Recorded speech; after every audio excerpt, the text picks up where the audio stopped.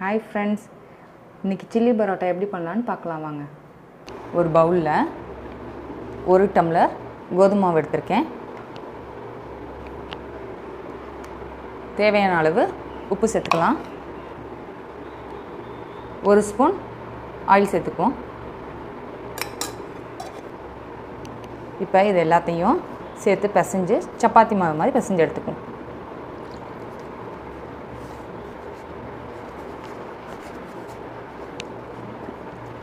ரொம்ப இலக்கமாக பிசைஞ்சிடாதீங்க, ஓரளவு சேர்ந்தாப்பில் பிசைஞ்சுக்கோங்க. இப்போ 1 ஸ்பூன் எண்ணெய் சேர்த்துக்குவோம்.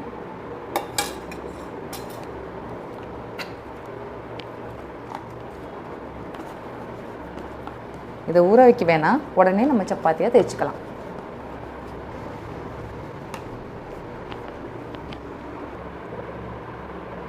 சப்பாத்தி தேய்ச்சாச்சு. இதில் கொஞ்சமாக எண்ணெய் சேர்த்துக்குவோம். ஆயில் சப்பாத்தி ஃபுல்லாக அப்ளை பண்ணி எடுத்துக்குவோம். இப்போ இதை சின்னமாக ஸ்கொயர் மாதிரி மடிச்சுக்குவோம்.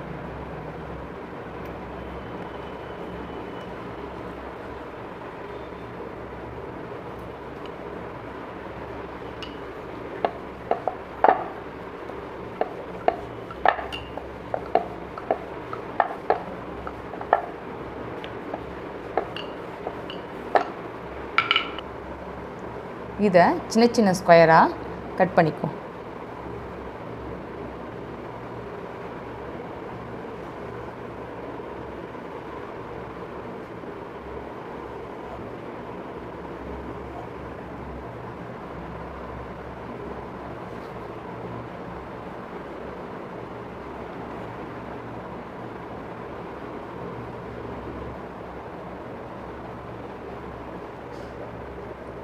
இந்த மாதிரி குட்டி குட்டி பீஸாக கட் பண்ணி எடுத்துக்குவோம். ஒரு கடாயில் பொரிக்கிறதுக்கு தேவையான அளவு எண்ணெய் ஊற்றிருக்கேன். எண்ணெய் சூடாகிடுச்சு. இப்போ நம்ம கட் பண்ணி வச்சுருக்க சப்பாத்தியை இதில் போட்டு பொரிச்சு எடுத்துக்குவோம்.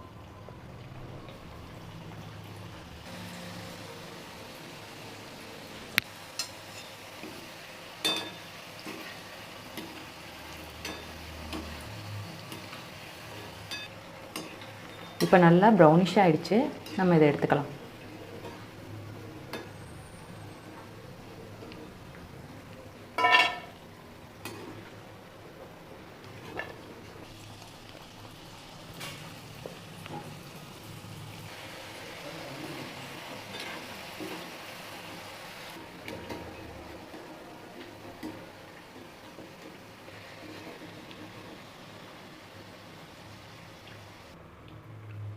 இந்த மாதிரி எல்லாத்தையும் பொரிச்சு எடுத்துக்கிட்டாச்சு. இந்த மாதிரி இதை உடச்சி விட்டுக்கோங்க.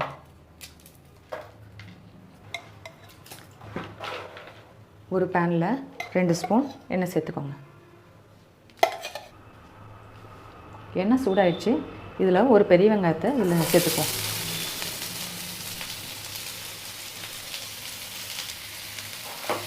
இதை வதக்கி எடுத்துக்குவோம்.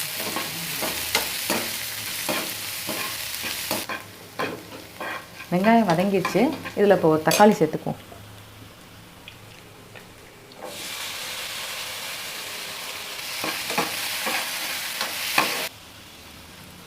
இதில் ஒரு பச்சை மிளகாய் சேர்த்துப்போம்.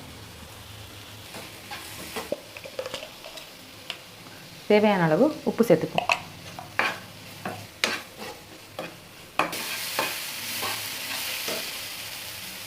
அரை ஸ்பூன் கரம் மசாலா,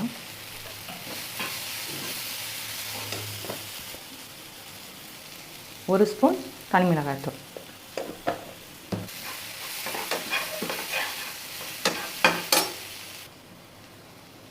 கொஞ்சமாக காஷ்மீரி சில்லி பவுடர் சேர்த்துருக்கேன்.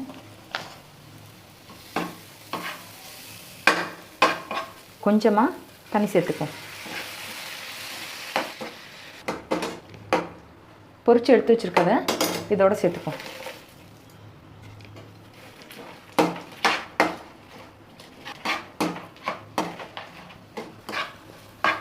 தண்ணி கொஞ்சம் பத்தலை, சேர்த்துப்போம். இப்போ இதில் கொஞ்சமாக கருவேப்பிலை கொத்தமல்லி சேர்த்துப்போம்.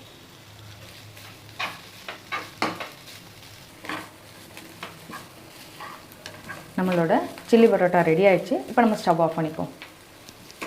ஃபைனலி நம்மளோட சில்லி பரோட்டா ரெடி. இந்த வீடியோ உங்களுக்கு பிடிச்சிருந்தா லைக் பண்ணுங்கள், ஷேர் பண்ணுங்கள், கமெண்ட் பண்ணுங்கள். மறக்காமல் நம்ம சேனலை சப்ஸ்கிரைப் பண்ணுங்கள்.